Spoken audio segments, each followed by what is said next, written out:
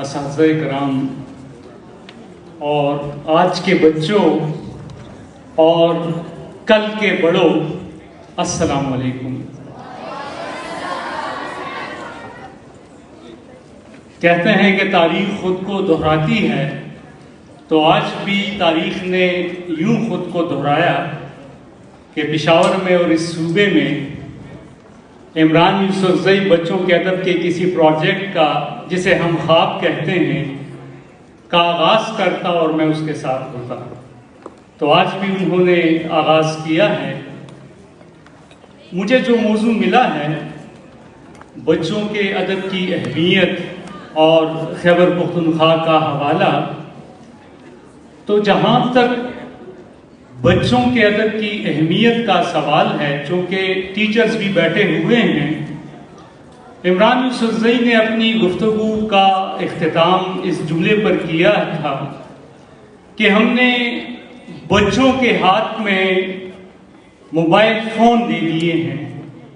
سوال یہ ہے کہ ہم نے بچوں کو، ماؤں نے، والدین نے موبائل فون دے کر ان سے کیا چھینا ہے؟ ان سے ان کی معصومیت چھینی ہے، ان سے ان کا بچپن چھینا ہے، ان سے ان کا تخیل چھینا ہے۔ والدین یہ کہیں گے کہ ہم تو مصروف ہیں، لیکن ایسی مصروفیت کیا بچوں کی تربیت سے زیادہ اہم ہے؟ اب سوال یہ ہے کہ ہم بچوں کو ان کی معصومیت کیسے لوٹائیں؟ تو اس کا بہترین حل یہ ہے کہ آپ بچوں کو وقت دیں۔ لیکن اگر آپ وقت نہیں دے سکتے تو آپ کو بچوں کی کتابیں دینی ہوں گی، ورنہ کل وہ جب آپ بوڑھے ہو جائیں گے تو وہ بھی آپ کے ہاتھ میں موبائل فون دے دیں گے۔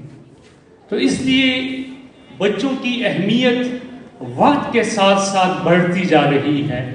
سب سے بڑی اہمیت یہ دیکھیے گا کہ ہمارا جو ایجوکیشن سسٹم ہے، میں اکثر یہ بات کرتا ہوں، وہ ہمارے رٹے کا امتحان لیتا ہے۔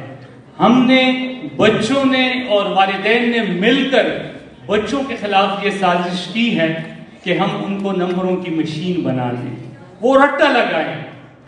حالانکہ حقیقت یہ ہے کہ نظام تعلیم کا مقصد یہ ہونا چاہیے کہ ہم بچوں کو ذہانت دیں، ہم بچوں کو آئیڈیاز دیں، ہم بچوں کے تخیل کو زرخیز کریں۔ ہمارے ہاں اکثر یہ کہتے ہیں کہ جی مغرب میں یہاں پر نیٹ آ گیا ہے، یہاں پر فلاں چیز آ گئی ہے، یہاں پر فلاں چیز آ گئی ہے، اس وجہ سے ہم بچوں کو وقت نہیں دے سکتے یا مجبور ہیں کہ ان کو موبائل دیں۔ لیکن یہ چیزیں تو مغرب میں سالوں پہلے آ چکی ہیں۔ آپ دیکھیے گا بچوں کی لائبریریاں وہاں پر اب بھی قائم ہیں۔ یہاں پہ ہمارے مختلف چینلز کے نمائندے موجود ہیں۔ میں ان سے یہ سوال کرتا ہوں کہ کیا ہمارے بچوں کو پاکستانی کوئی بھی چینل ایسا ہے کہ جنہوں نے بچوں کے لیے کوئی پرائم ٹائم مختص کیا ہو؟ کوئی چینل جو ہے وہ نہیں ہے۔ اب دیکھیے گا بچوں کے ادب سے آپ کیا کیا مقاصد حاصل کر سکتے ہیں۔ دیکھیں، بچے کی جو سب سے پہلی ضرورت ہوتی ہے وہ زبان ہے۔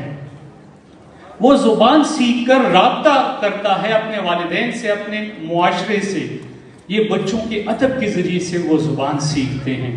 بچوں کی جو دوسری ضرورت ہے وہ یہ کہ ان کا تخیل زرخیز ہو جائے، وہ سوچ سکیں، وہ سمجھ سکیں، وہ چیزوں کو آئیڈیلائز کر سکیں، وہ اپنے چھوٹے چھوٹے مسئلوں کا حل نکال سکیں، تو ان کا تخیل بچوں کے ادب سے زرخیز ہوگا۔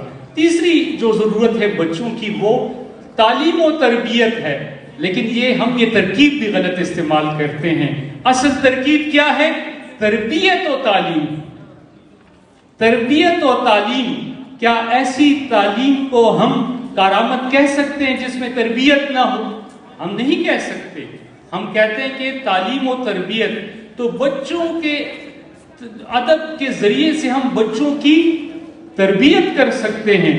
تو جو ٹیچرز موجود ہیں، میری ان سے یہ گزارش ہے کہ وہ اپنے سکول جب جائیں تو وہ اپنی لائبریری میں جا کر دیکھیں کہ وہاں پر बच्चों की कहानियां हैं या नहीं, वहां पर बच्चों की नज़में हैं या नहीं, और अगर नहीं है तो आपका फर्ज है कि आप तमाम टीचर्स स्टाफ रूम में इकट्ठे होकर एक दिन बच्चों के अदब के नाम करें कि हमने अब इस लाइब्रेरी में बच्चों की न सिर्फ ये किताबें रखवानी हैं, बल्कि हमने बच्चों को एक दिन या हफ्ते में 2 दिन लाइब्रेरी ले जाकर उनको नज़में सुनानी हैं, उनको कहानियां सुनानी हैं।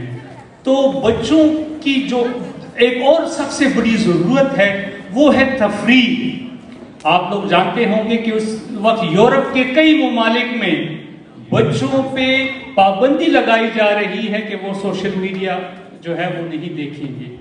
आप लोगों को ये हैरत होगी कि दुनिया के मगरिब में ये जो है, अब आप देखिएगा कि हमारे ज़माने में, हमारे अबाउजाद के ज़माने में बच्चों की तरबियत कैसे होती थी। गुलिस्तान व बूस्तान, किस किस ने इस किताब का नाम सुना है? हाथ उठाएं टीचर से। गुलिस्तान व बूस्तान एक किताब हुआ करती थी जिसमें बच्चों की कहानियों की शक्ल में, बच्चों की नज़मों की शक्ल में उनको मशीन बनने से रोका जाता था। देखिएगा बच्चों के अदब के जरिए से अपने जज्बात की तरबियत के साथ साथ वो ये देखते हैं कि मेरी जिंदगी का मकसद क्या होना चाहिए, मैंने मशीन की तरह जिंदगी नहीं गुजारनी है। हमारे यहाँ सबसे बड़ा मसला ये है कि स्कूल्स के अंदर पहले जो है वो हफ्ते में या महीने में एक दिन बज़्म